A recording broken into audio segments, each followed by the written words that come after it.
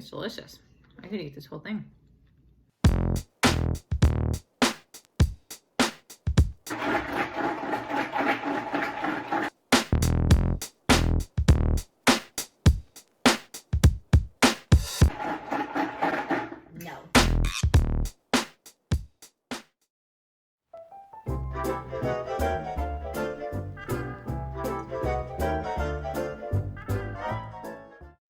Welcome back to Trainwreck Recipes. Today we are making a pineapple and cheese pie from Bernard Coten's 1951 low-calorie cookbook. Bernard, who I have become endeared to after reading this cookbook, is not a dietitian. He says right off the bat, he's not a doctor, he is not a nutritionist. He's just a guy that likes good food. Those are his words. And he needed to lose some weight. So he started making these low-calorie recipes really in a time before these low-calorie things started becoming popular. And he made some really kooky things and put it all in a book for my reading enjoyment, and yours now too. So today we're doing a pineapple and cheese pie. In true Trainwreck recipe fashion, I don't have a few of the ingredients, and one I'm opting not to do just because right off the bat, I can't taste saccharin. It's just the taste of it alone would make me want to throw out the pie. So as we're going through the ingredients, the things that I am switching out are, you need a ½ pound of farmer's cheese, and I couldn't find that anywhere, so I'm using cottage cheese. I did do a bit of research on that, and that seems to be an acceptable substitution. As I said, I'm switching sugar for saccharin. Let's just give this a fighting chance. I'm a little iffy on what a medium can of water packed pineapple consists of. So there was a small can and a large can at the store. I'm gonna try to get enough to fill the bottom of a pie.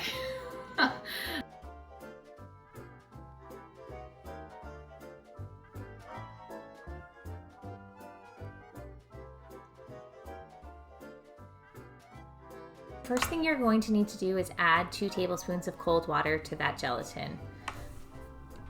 Then you're going to need to set up your double boiler. For this, I just used a pan filled with water and a stainless steel bowl on top. It's very simple. Then we're going to add the pineapple to the double boiler. I already added the sugar before I started shooting this video, so that was my reenactment of what sugar looks like when it's added to pineapple. I may have let the water and gelatin sit too long. I don't know, you tell me. However, with a little jostling of the spoon and cooking over the double boiler, eventually it did lose its shape and dissolve back into the pineapple, hopefully doing its gelatin-like job. Bernard very clearly says to mix well and cook to a boiling point, stirring occasionally. Remove and cool. This never boiled. It cooked forever. I finally just had to call it a day. Now we are ready to make the cheese portion of the pineapple cheese pie. First, I had to squeeze out that cottage cheese in order to make it more of the texture of farmer's cheese. Got a bit of liquid out of there. And then I had to separate an egg. So we've got the white, and then we've got the yolk.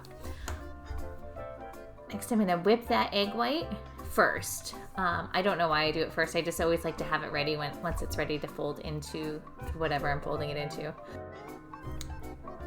Next, we're going to get a clean bowl and we're going to put the cottage cheese / farmer's cheese into it. Then we're going to add that egg yolk.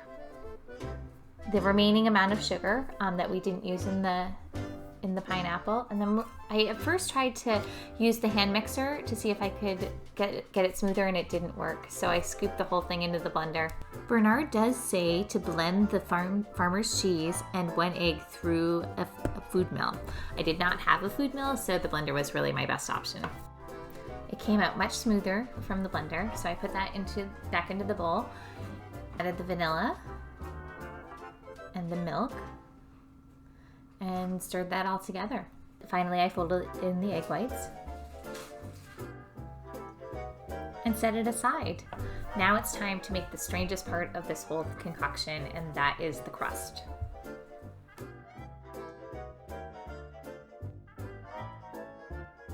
So we're going to be adding the powdered milk,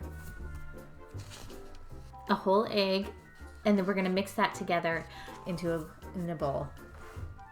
Needs a tiny pinch of salt. And then Bernard calls for 5 tiny grains of saccharin crystals. So I just used like a teaspoon of sugar. And just mix that as well as I could. It did have to go over to a to a spatula after a bit. Added the milk, and it got to this creamy batter that I spread into an ungreased, unoiled of any kind pie pan. And it was kind of like crepey consistency, but I assumed that's what it was supposed to look like, so I went with it.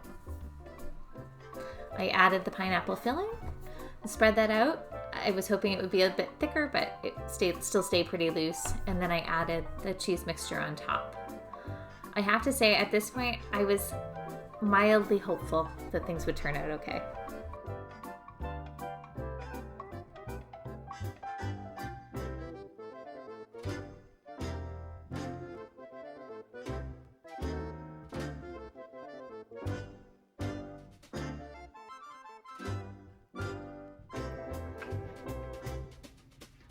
That looks pretty good. That actually looks like a dessert that someone would serve. I know. It doesn't look like something will happen to you when you eat it. All right, so we're gonna try this out. It does look like it's flatter than I imagined. Yeah, I thought. But you can see the layers. And it sort of looks like a cheesecake. Pineapple cheesecake. I think it's gonna taste like a pineapple cheesecake too. And if it doesn't, then you're gonna throw it in your mouth. What? All right. Do you want to try some of this? I don't like pineapple. I think you're gonna like it. No, I don't like pineapple. I think so. I'll have the top part if it's good. Oh, it's really good. It's delicious. Yeah, I'll have some of the top part. I bet you would like this. The crust, it's hard to tell, but it just kind of, I think, binded the whole thing together. It's a little weird. It's really good. I think it's actually pretty good. It's a... Way to go, Bernard. I love it. What the heck is Bernard? Bernard is the writer of the cookbook. Bernard sounds like a stinky Bernard. It's definitely a labor of love. If anyone made this for you, you'll be super happy. It took 2 days and like 800 bowls. Not as smooth as a regular cheesecake. And I definitely think like you could have omitted the sugar in the pineapple portion of it. Even though we didn't use saccharin, I think we still abided by the low-calorie principles that Bernard set forth. But his name is Bernard. Well, not that. What did you not put in? The recipe asked for saccharin, which is like fake sugar, which I didn't want to use. Bernard would not be happy. Probably not. Oh. It's still really good. Way to go, Bernard. At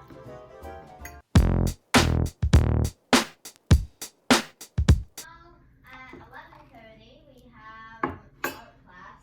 Hey Google, set an alarm for 11:30.